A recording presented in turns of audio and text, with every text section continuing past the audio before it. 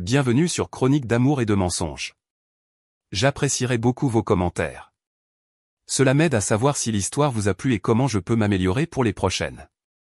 Je ne m'étais jamais attendu à être présenté à toute l'entreprise de ma propre petite amie comme étant son colocataire. Mais j'étais là, debout dans le bar panoramique au 56e étage de la tour Montparnasse, la regardant faire un geste désinvolte dans ma direction comme si j'étais un meuble qu'elle avait dégoté chez Ikea. Derrière les immenses baies vitrées, les toits de Paris scintillaient, le froid de décembre pressant contre le verre tandis qu'à l'intérieur, la soirée de Noël de son entreprise bourdonnait de cette gaieté forcée qui accompagne les open bars et les primes de fin d'année. J'étais arrivé un quart d'heure plus tôt, supportant seul la montée en ascenseur qui me bouchait les oreilles, car elle était venue directement du bureau.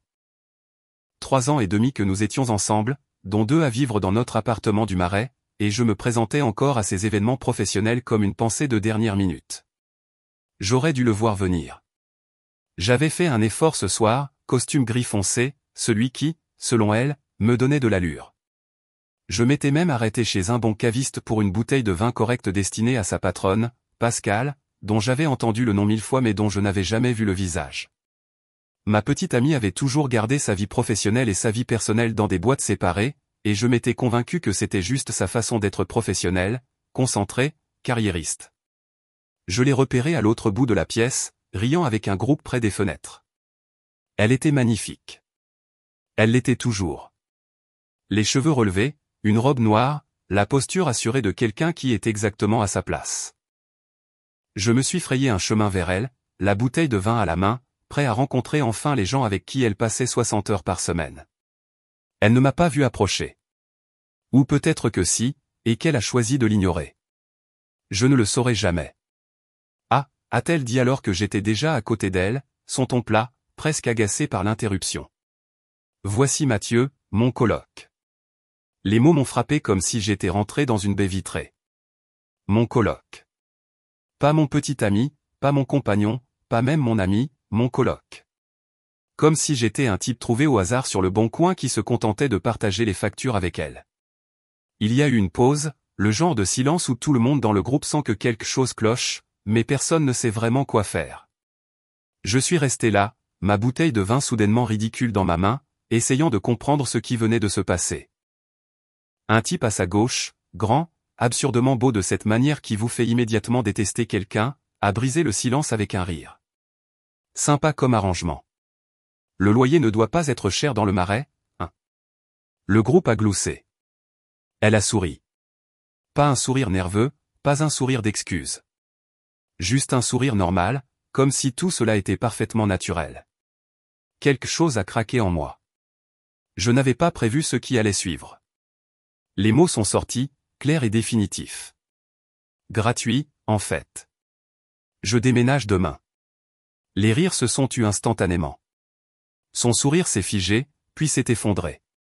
La couleur a quitté son visage avant d'y revenir en une vague écarlate. Les sourcils du bel homme se sont haussés. Une femme plus âgée, que j'ai supposée être Pascal, nous regardait avec la conscience aiguë de quelqu'un qui vient de tomber au milieu d'un drame. Oh, dit Pascal prudemment. Des problèmes de couple. J'ai regardé ma copine droit dans les yeux. Ils étaient écarquillés, paniqués, me suppliant silencieusement de ne pas faire ce que j'étais sur le point de faire.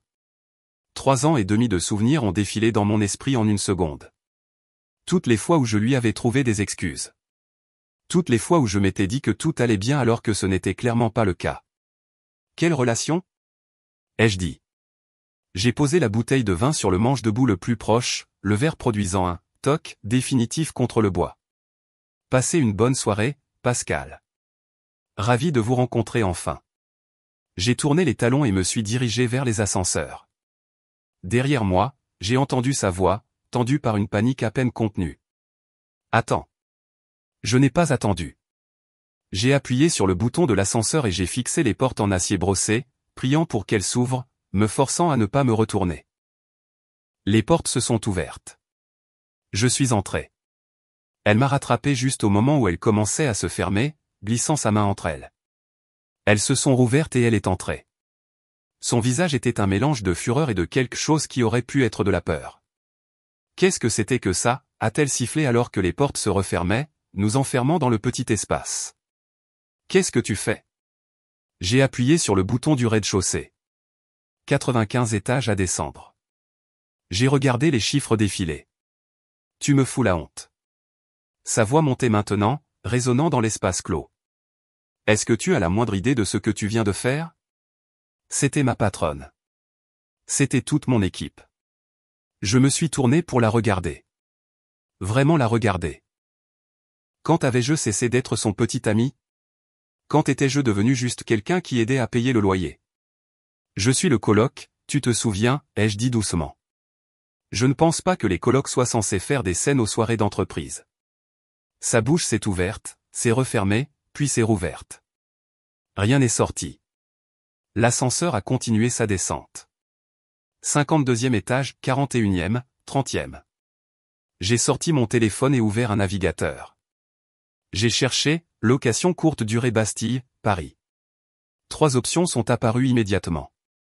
L'une semblait prometteuse, disponible pour un emménagement immédiat. Je l'ai mise en favori. Qu'est-ce que tu fais? A-t-elle demandé, sa voix plus faible maintenant.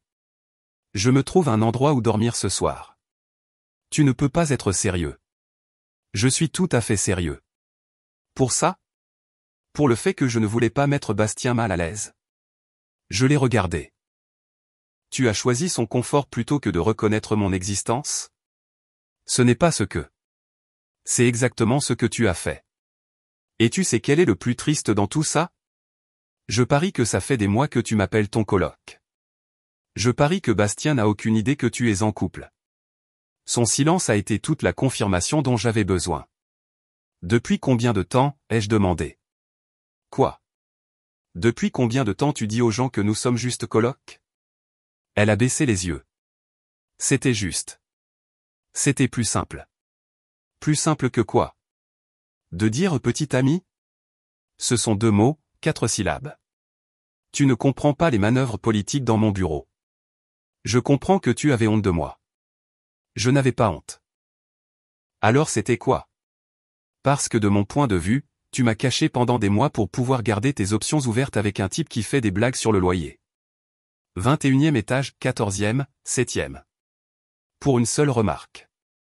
Tu vas foutre en l'air 3 ans et demi pour une seule remarque stupide. Je l'ai regardé à nouveau. C'est de ça que tu penses qu'il s'agit? L'ascenseur a atteint le rez-de-chaussée. Les portes se sont ouvertes sur le hall en marbre. Un air froid s'est engouffré depuis les portes tournantes qui menaient à l'avenue. Je suis sorti. Elle m'a suivi, m'attrapant le bras. S'il te plaît, est-ce qu'on peut juste en parler? Tu m'as appelé ton colocataire devant toute ton entreprise. De quoi y a-t-il à parler? J'ai paniqué. Je ne savais pas quoi dire. Ça m'a fait m'arrêter. Je me suis retourné pour lui faire face complètement. Tu ne savais pas quoi dire? Je suis ton petit ami. Tu dis voici mon petit ami. Ce n'est pas compliqué. Elle a détourné le regard. Bastien. Il me drague. Je ne voulais pas rendre les choses bizarres. Bastien, le beau gosse, bien sûr. Alors à la place, tu as fait de moi un moins que rien. Ce n'est pas, elle s'est arrêtée, semblant réaliser qu'il n'y avait pas de bonne façon de finir cette phrase. Comment te sentirais-tu, ai-je demandé lentement. Si je t'emmenais rencontrer mon équipe et que je te présentais comme juste quelqu'un avec qui j'habite, est-ce que tu en rirais? C'est différent. En quoi c'est différent? Ça l'est, c'est tout. Non, explique-moi. En quoi c'est différent? Je ne criais pas. Ma voix était parfaitement calme. Cela semblait la déstabiliser plus que la colère ne l'aurait fait. Parce que de mon point de vue, ce que tu as fait ce soir m'a montré exactement où je me situe dans ta vie. En dessous de ton travail, en dessous de ton image, en dessous d'un type qui te drague à la machine à café. Tu fais du cinéma. Vraiment? Parce que je suis assez sûr de t'avoir entendu dire à ta patronne qu'il n'y avait aucune relation dont il fallait s'inquiéter. Alors, je suis juste d'accord avec toi. Est-ce qu'on peut s'il te plaît rentrer à la maison et en parler comme des adultes? J'ai pensé à ça, à retourner dans notre appartement, à avoir la même conversation en boucle que nous avions toujours quand quelque chose n'allait pas, qui se terminait par moi acceptant ses demi-excuses et rien ne changeant. J'ai pensé à être allongé dans le lit ce soir, à fixer le plafond, me demandant quand j'étais devenu si jetable pour elle. Non, ai-je dit. Je ne pense pas qu'on puisse. Je suis sorti dans le froid de décembre, la laissant debout dans le hall, et je ne me suis pas retourné. L'hôtel Hampton Inn dans le 11e arrondissement n'avait rien de spécial, mais il était disponible, et ce n'était pas l'appartement que je partageais avec quelqu'un qui me présentait comme son colocataire.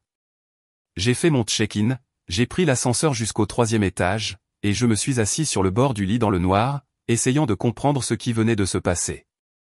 Mon téléphone a vibré. Son nom a illuminé l'écran. Je l'ai laissé tomber sur la messagerie. Il a vibré à nouveau immédiatement. Je l'ai retourné, face contre la table de nuit. J'aurais dû ressentir quelque chose. De la colère, peut-être, de la tristesse, du regret. Mais tout ce que je ressentais, c'était une étrange clarté vide, comme si j'avais marché dans le brouillard pendant des mois et que quelqu'un avait enfin allumé un ventilateur. Quand avions-nous cessé d'être un couple? J'ai essayé de trouver le moment exact, mais il n'y en avait pas. Ça avait été progressif, si lent que je n'avais pas remarqué que ça se produisait. La façon dont elle avait commencé à dire « je » au lieu de « nous » en parlant de projets d'avenir. La façon dont nos soirées en amoureux étaient passées d'hebdomadaires à mensuelles, puis à « il faudrait vraiment qu'on fasse quelque chose bientôt ». La façon dont nous avions cessé d'être intimes, de vraiment parler, de n'être rien de plus que deux personnes qui partageaient un bail et dînaient occasionnellement dans la même pièce. Des mois, c'est le temps qui s'était écoulé depuis que nous avions eu une intimité physique. Des mois depuis que nous avions fait quoi que ce soit qui puisse être qualifié de rendez-vous. Des mois à vivre des vies parallèles sous le même toit. Et je l'avais juste accepté. Je m'étais dit qu'elle était stressée par le travail. Je m'étais dit que les choses s'amélioreraient. Je m'étais dit que c'était juste à ça que ressemblaient les relations à long terme. Mais les relations ne ressemblent pas à être présentées comme un colocataire. Les relations ne ressemblent pas à être gardées secrets de ses collègues pendant 3 ans et demi. Les relations ne ressemblent pas à ce que c'était devenu. Mon téléphone a vibré encore et encore et encore. Je l'ai pris et j'ai parcouru ses messages. C'est ridicule. Réponds à ton téléphone. Très bien. Fais ton gamin. J'ai reposé le téléphone et me suis allongé sur le lit de l'hôtel, fixant le plafond crépi. Demain, c'était vendredi. J'avais des jours de congé en réserve. Je pouvais prendre la journée, aller à l'appartement pendant qu'elle était au travail, emballer mes affaires. Je pouvais être parti avant qu'elle ne rentre. Une rupture nette. Pas de conversation interminable, pas de négociation, pas de fausses promesses de travailler sur les choses. La décision aurait dû sembler plus grande, plus capitale. Au lieu de cela, elle semblait la chose la plus évidente du monde. Je me suis endormi en portant toujours mon costume, et pour la première fois depuis des mois, j'ai dormi toute la nuit. Je me suis réveillé à 7 heures avec 17 appels manqués et une douzaine de messages supplémentaires. Je les ai tous ignorés, j'ai pris une douche et j'ai appelé mon patron pour demander un jour de congé personnel. Puis j'ai conduit jusqu'à l'appartement dans le Marais. Les bouchons du matin sur le périphérique me donnaient le temps de cataloguer mentalement ce que je devais prendre. Pas grand-chose, en fin de compte. La plupart des meubles étaient les siens, achetés avant que je n'emménage. Les assiettes, les œuvres d'art, la machine à café hors de prix sur laquelle elle avait insisté, tout était à elle. J'avais vécu dans son espace, pas notre espace. J'avais juste été trop aveugle pour le voir. Je me suis garé dans la rue et j'ai monté les escaliers jusqu'à notre appartement du 3e étage. La clé semblait étrange dans ma main, comme si elle appartenait déjà à la vie de quelqu'un d'autre. À l'intérieur, tout semblait exactement comme nous l'avions laissé hier matin. Sa tasse de café toujours dans l'évier, ma veste toujours sur le porte-manteau. Un moment figé avant que tout ne change. J'ai travaillé méthodiquement. Les vêtements du placard, en prenant soin de ne rien prendre qui pourrait être considéré comme à nous. Les articles de toilette de la salle de bain, l'ordinateur portable, la tablette, les quelques livres que j'avais apportés avec moi il y a 2 ans, la montre de ma grand-mère sur la table de nuit. Tout tenait dans 2 valises et 3 cartons. 3 ans et demi de ma vie, et tout tenait dans ma Clio. J'ai gardé la chambre pour la fin.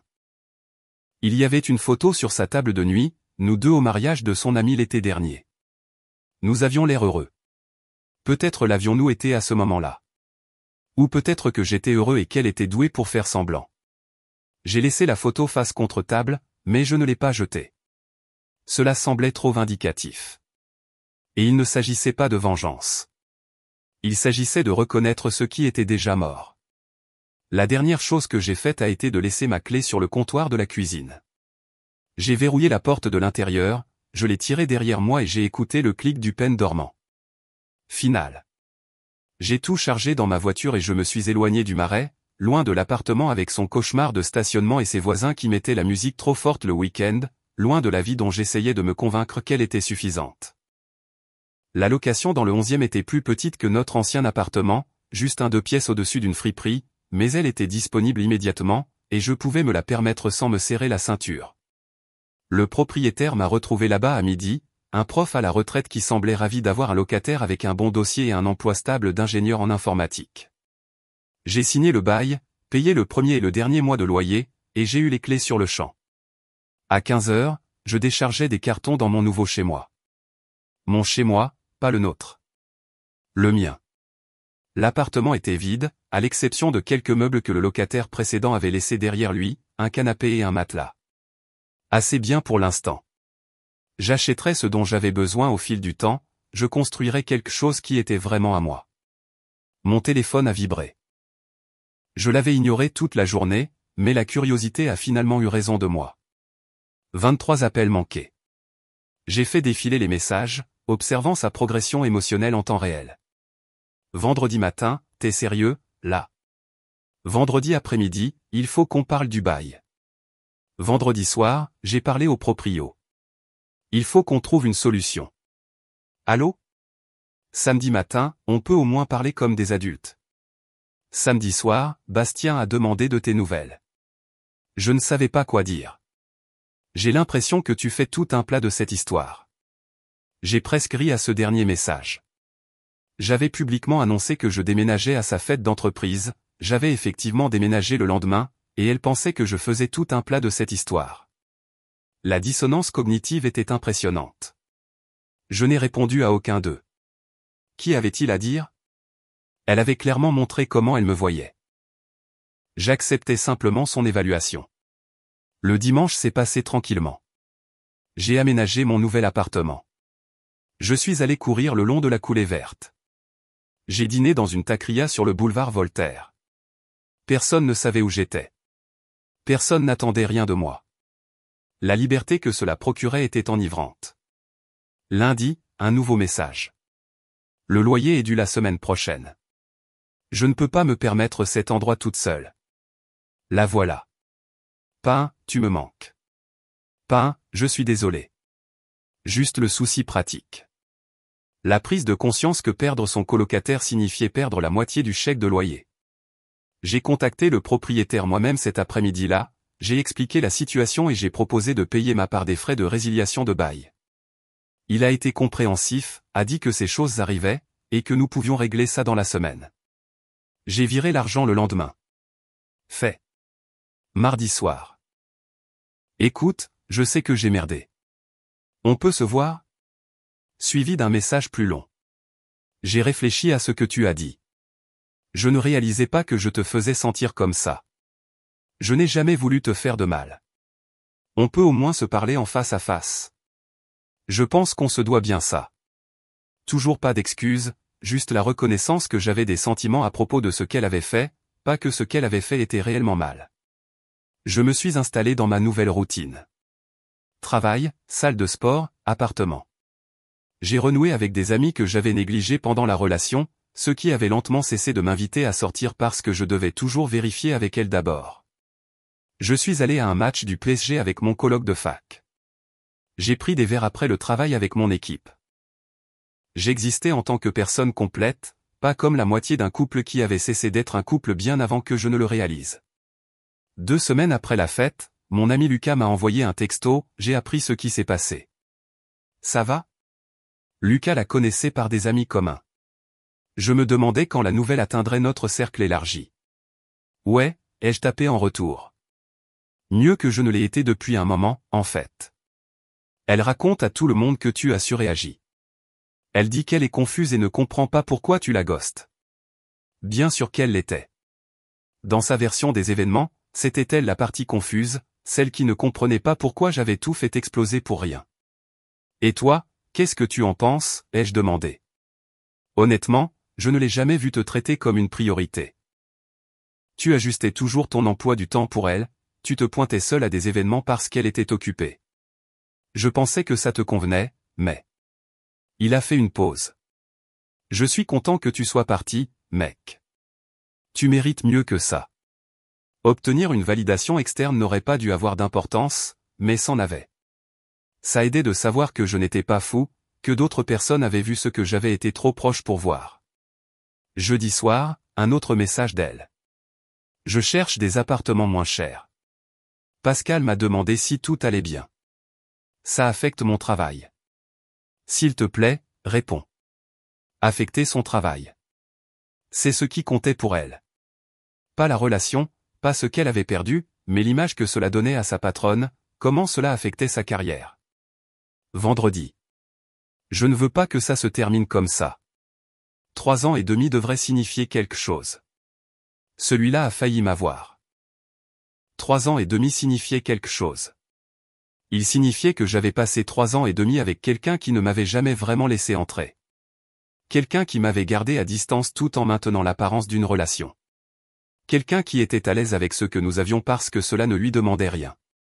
Mais je n'ai pas répondu. Pas encore.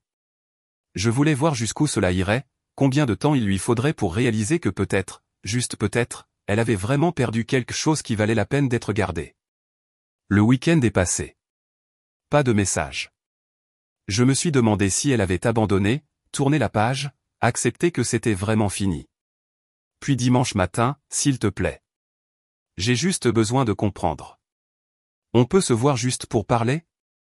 J'ai fixé le message pendant un long moment. Une partie de moi voulait l'ignorer pour toujours, laisser le silence être ma réponse finale. Mais une autre partie de moi, celle qui avait investi 3 ans et demi dans cette relation, voulait une conclusion. Voulait qu'elle entende directement de ma bouche pourquoi j'en avais fini. J'ai tapé une réponse. Dimanche 14h. Un café près du jardin du Luxembourg. Sa réponse est arrivée en quelques secondes. Merci. J'y serai. Je n'ai pas répondu à ses messages suivants me demandant si j'allais bien, si j'avais besoin de quelque chose, si nous pouvions peut-être dîner après. Une rencontre. C'est ce à quoi j'avais consenti. Rien de plus.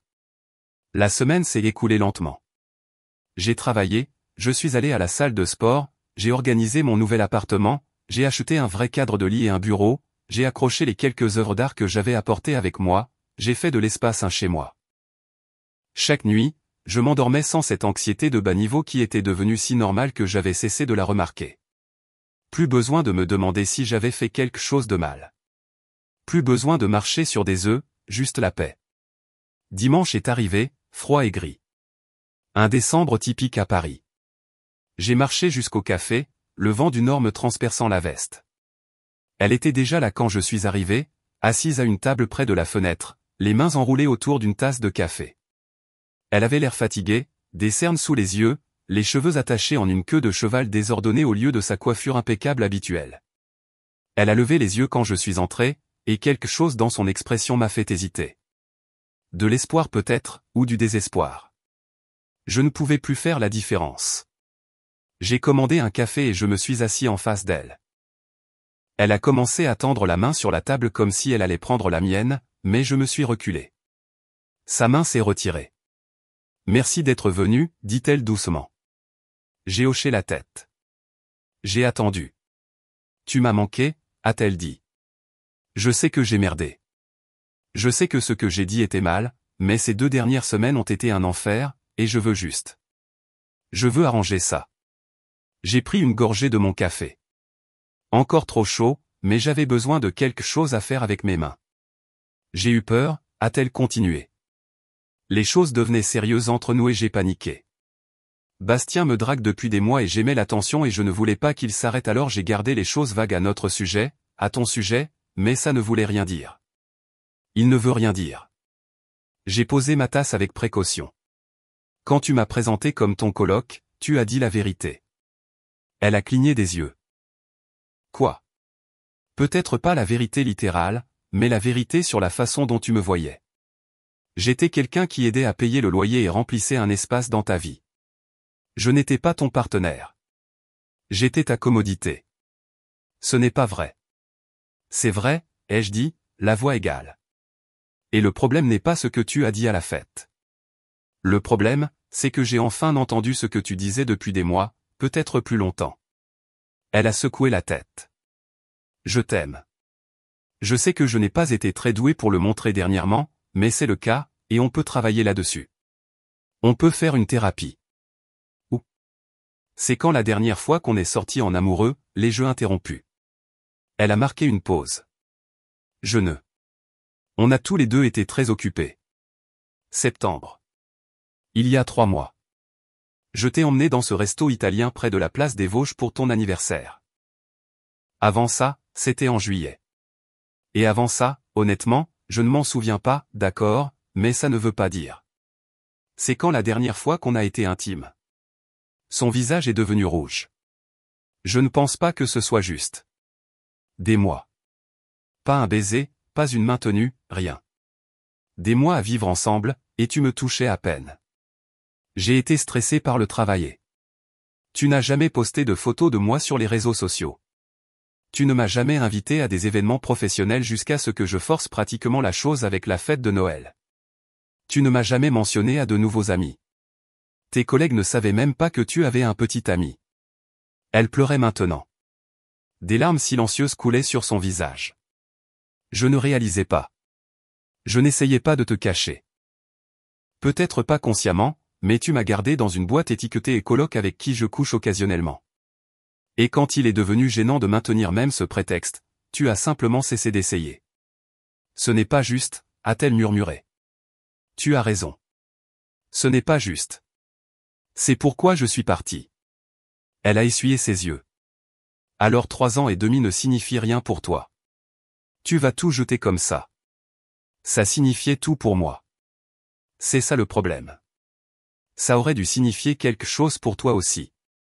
Nous sommes restés assis en silence pendant un long moment.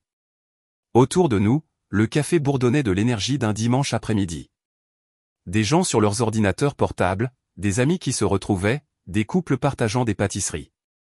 La vie normale. Continuons autour de notre fin. J'ai viré l'argent pour la résiliation du bail, ai-je dit finalement.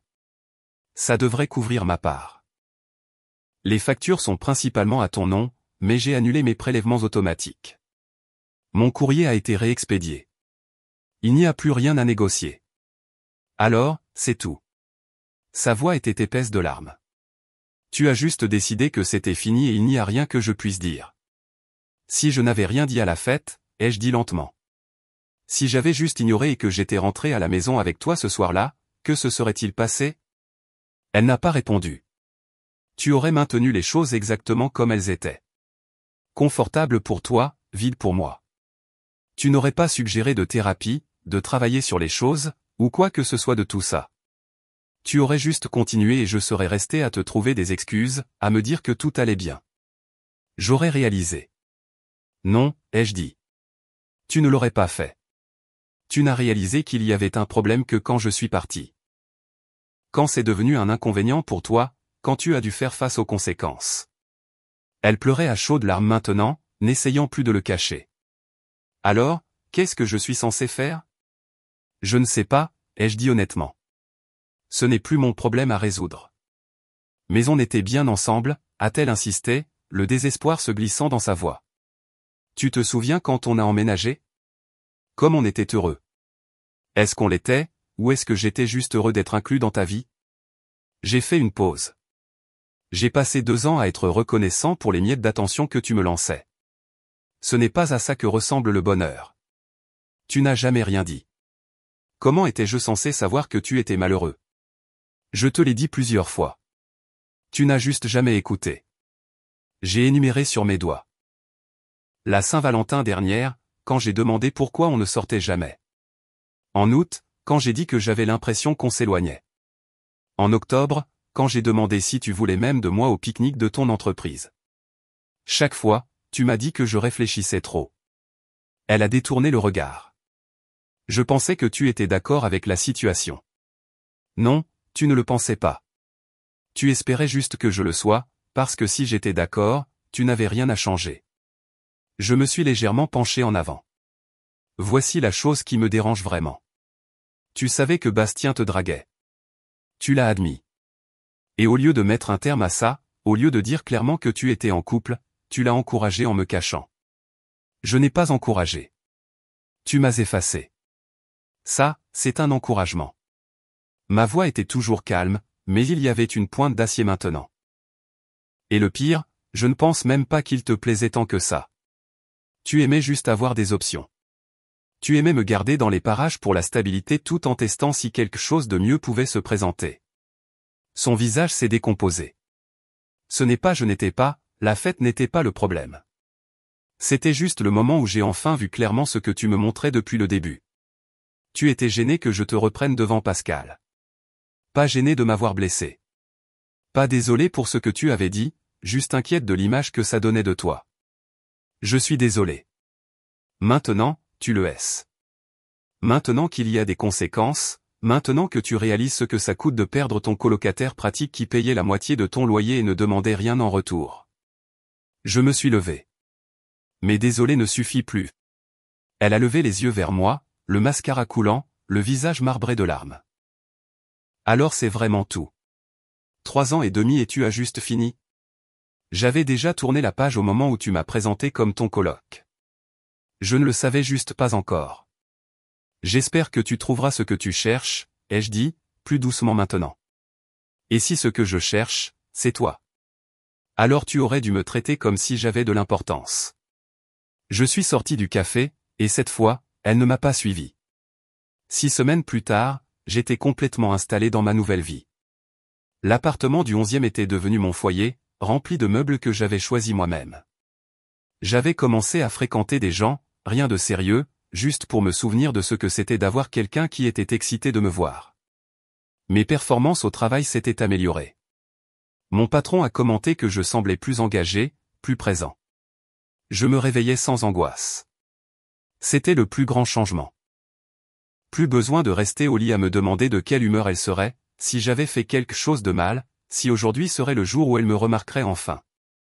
Je me réveillais, je faisais du café et je commençais ma journée. Simple, nette, la mienne. Lucas me donnait des nouvelles de temps en temps, bien que je n'en ai jamais demandé.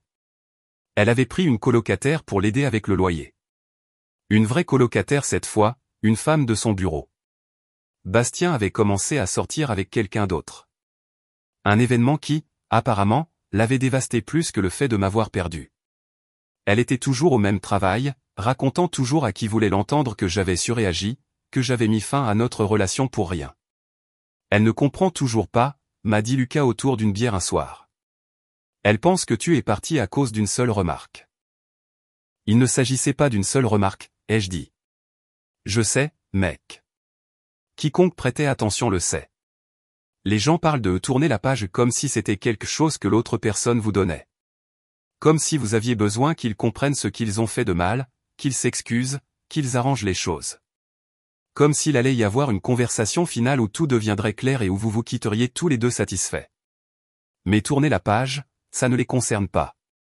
Ça vous concerne, vous. C'est réaliser que vous n'avez pas besoin de leur validation. Vous n'avez pas besoin qu'ils comprennent. Vous avez juste besoin de le comprendre vous-même. Et ensuite, vous devez partir. Elle m'a présenté comme son colocataire parce que c'est ce que j'étais pour elle. Et au moment où je l'ai entendu à voix haute, j'ai réalisé que je méritais d'être plus que ça pour quelqu'un. Pas pour elle. Elle m'avait déjà montré qui elle était. Mais pour quelqu'un d'autre, et surtout, pour moi-même. Je ne sais pas si elle a jamais compris ce qui n'allait pas. Probablement pas. Les gens comme ça le font rarement. Ils réécrivent l'histoire, se posent en victime, se convainquent qu'ils n'ont rien fait de mal. Ils traversent la vie en se demandant pourquoi les gens continuent de les quitter, sans jamais réaliser qu'ils sont le dénominateur commun. Mais moi, j'ai compris. J'ai compris que je m'étais contenté de miettes en me persuadant que j'avais un festin. J'ai compris que l'amour sans respect n'est pas de l'amour du tout. J'ai compris que parfois, la personne que vous devez sauver, c'est vous-même. C'est la seule conclusion dont j'avais besoin. Chers auditeurs, veuillez partager vos réflexions dans les commentaires et n'oubliez pas d'aimer, de partager et de vous abonner.